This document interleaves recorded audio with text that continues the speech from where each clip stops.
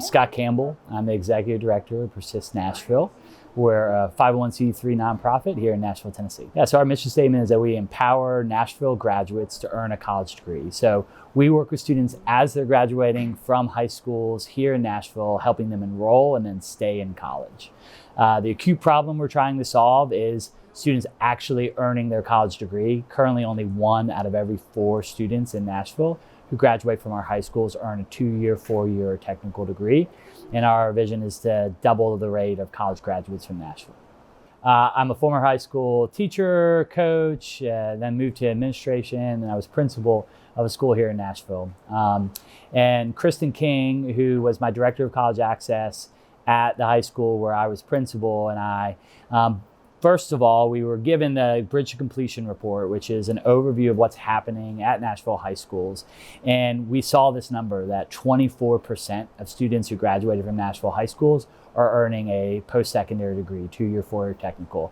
And just know that is a travesty, right? When you look at a city as affluent and talented, and we think about the students that we serve and work with, like there's no reason why only 1 out of every 4 students be earning a degree. So I think we saw a big problem, and we saw kind of a gap in services and support for students as they're graduating high school. And I think more acutely, we had a graduating class, our first graduating class of our high school, that we really loved every single one of those kids and got them into great schools, and they had scholarship money and they were on their way. And we knew that there was still something else needed, that if they didn't get an extra layer of support, many of those students, despite having done everything they needed to do in high school, weren't going to make that jump to actually earning their college degree and then opening up, that opportunity and choice towards like a better economic pathway for themselves and their families. So, selfishly, I wanted to serve those students, and holistically, we saw there's a big group of students in our city that needed a similar type support. So our primary focus has been serving students in Metro Nashville Public High School graduates, but we have a lot of students that we serve that aren't Metro Nashville Public High School graduates. Our mission statement is we empower Nashville graduates, and that's very purposeful for a couple of reasons. First of all, Nashville kind of encompasses kind of some of the surrounding areas. I think second of all, I think we all understand that gentrification is causing a lot of our low-income families to have to move out of Davidson County and Nashville specific. And the problem may get better in Nashville over time, but those families are actually just moving to our surrounding districts. And so I think we've always wanted to kind of keep in mind that concept of what is Nashville, and Nashville is more than just literally one district. So while our primary focus and work has been there, we have students who already work with us who signed up because a friend told them about them, or they met one of our campus leads, or they read about us online and have signed up, who come from schools in a number of the surrounding counties, or even some who come from private schools here in Nashville who just realize, hey, I need a little bit of extra support. Like, our vision is that we want to support every graduate of a Nashville high school, regardless of whether they're going to a 2-year, a 4-year technical, in-state, out-of-state, public or private university, whatever that post-secondary choice is. We feel like if you will benefit from having a coach and support system throughout, we want to be able to provide that to you. So I think, we're working with 18, 19, 20-year-old students, right, who are going to make their choices over the level of communication and commitment and the type of support they want.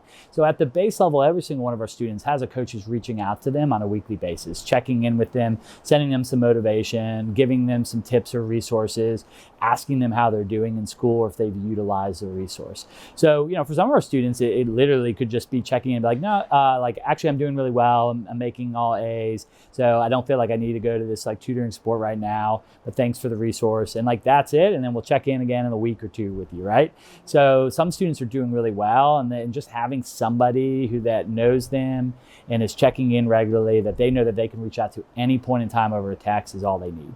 For other students, it's different, right? Like, there may be a very specific problem trying to solve, like, hey, I don't know how I'm going to cover this financial situation, right? I have a gap of $2,000 that I owe by X date, and I don't have that money. How do I solve this problem, right? So for us, those meetings may be in person, it may be over Zoom, it may be a FaceTime, it may just be a text conversation, but we're going to try to point them towards the right resources and coach them towards how do you talk to financial aid about getting payment plans or requesting or appealing your financial aid package to get more money. What other scholarships or other opportunities are there in the community? What do you need to do if you actually have to go work and a little bit more? How do you balance that and put your schedule together and think through how you're going to go to school and work a little bit more to be able to pay this off? So it's really about kind of coaching students through. It may be a specific crisis. It may be a long-term goal that they have towards a career that they just want more connections and support on that we can provide it, or it may just be they're feeling lonely or don't feel like they have a community on campus and us trying to connect them with that resource. So, that could, for many of our students, they're going to have a couple meetings over the course of the semester, or we're going to work with them to come up with a game plan.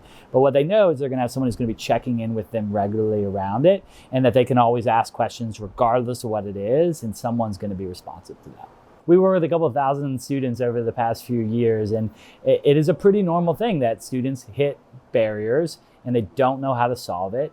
And those little things can become massive barriers that either start or literally end, start a cycle towards or end a college career. I can think of personally hundreds of anecdotes of solving those small things, helping a student get their car from a wrecker service so they could show up to register on the one last day of registration, right? Helping a student who missed a week of school because of a family crisis communicate with their professor and get back online. Helping a student who forgot to do their financial verification things on time reinstate their financial aid package. Helping a student who was struggling with one class and one professor communicate. Helping a student who may have had a microaggression on campus where they felt very isolated, kind of get themselves back into that campus and communicate what they need to and talk to the right folks. I mean, there's so many little things that students can hit, and that one thing can just start that cycle downwards towards I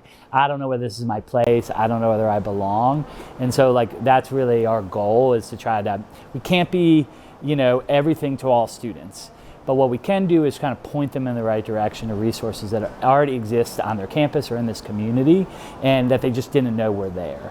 And so I'd say that's our strength, is really being a connector for students and a coach, as opposed to being a counselor who will solve all those problems.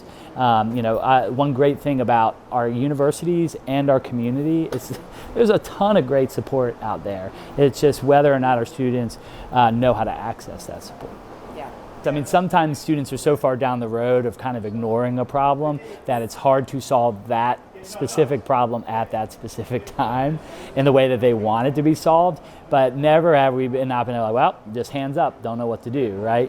And I think, to the point of the Community Foundation of Middle Tennessee, right? We always point students towards scholarships, and I feel like that's a regular thing throughout the year that students are saying hey, do you know of any scholarships out there? Or, what's to do with financial aid? And we always have a couple different pathways for them, but depending upon the time of the year which you're asking that question, it's a lot more challenging to find that financial aid, right? It's hard to do so in August when you're about to start school in 2 weeks.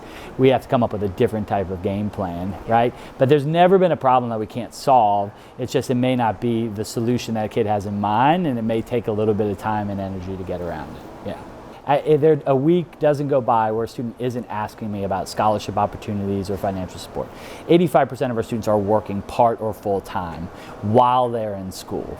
And so finance is one of the largest and major barriers towards students enrolling and then persisting in college. Scholarships can be a lifeline. It can help students truly stay in school and be motivated and get involved and engaged on campus and feel like have that community. Because otherwise they're going to be working and school will become very transactional for them. They go to class and then they leave and then they go to work, and so then they don't really feel the connection on campus. And that sense of belonging and that institutional commitment is so important. Scholarships give students an opportunity to be more engaged in that, or even open up the opportunity to go to school in the first place. I mean, I am a firm believer that every single student who graduates from our high schools in Nashville can go to college, and it can be financially viable for them. In fact, many of our students are actually leaving money on the table by not going to college. If they were taking advantage of things like Pell Grants, Tennessee Promise or Hope Scholarship, they're actually making money to go to college. But then there are other costs that scholarships can kind of fill gaps for students that I think most people don't think about. I mean, books, transportation, the way gas prices are right now, food security issues. I mean, having scholarship money and having that little bit of margin, even if it's $500 to $1,000, can make a big difference for students. I think there are three things that I firmly believe that if students do these three things, doesn't matter what their academic background or preparation is, they can be successful in college. I think one is ask. You have to be willing and able and know who to ask questions to. And asking for help financially, asking for help academically, asking for help in terms of social emotional needs. Students know who to talk to and are willing to ask, they can be successful. I think second of all is why. You have to have a strong, compelling why you're in school. And you have to not only have that why one time, but you need to come back to that every single week and then allow your week and your actions to be driven by that why. So I really encourage students to write that down and think about that every week. Am I actually driving towards my why and my goal with the actions that I have in my week and the way I'm planning my time out? And I think that brings to the third piece, which is calendaring. And it seems so simple, it's a soft skill, but if students don't have a really strong way to organize their time and their task and putting time into their schedule to do the things, not just when the due dates are, it's going to be hard for them to be successful at college. So we spend a lot of time just building students' kind of soft skills and those executive functioning skills around how do you organize your week, your time, the tasks, the duties.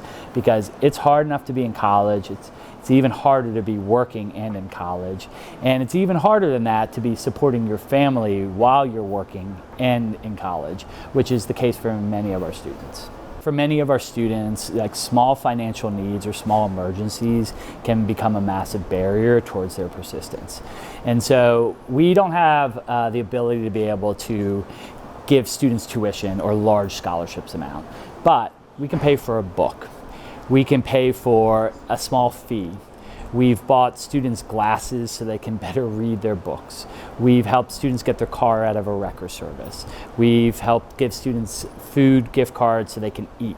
We've helped students who lost their car and needed transportation to be able to get back and forth to school for a week or two.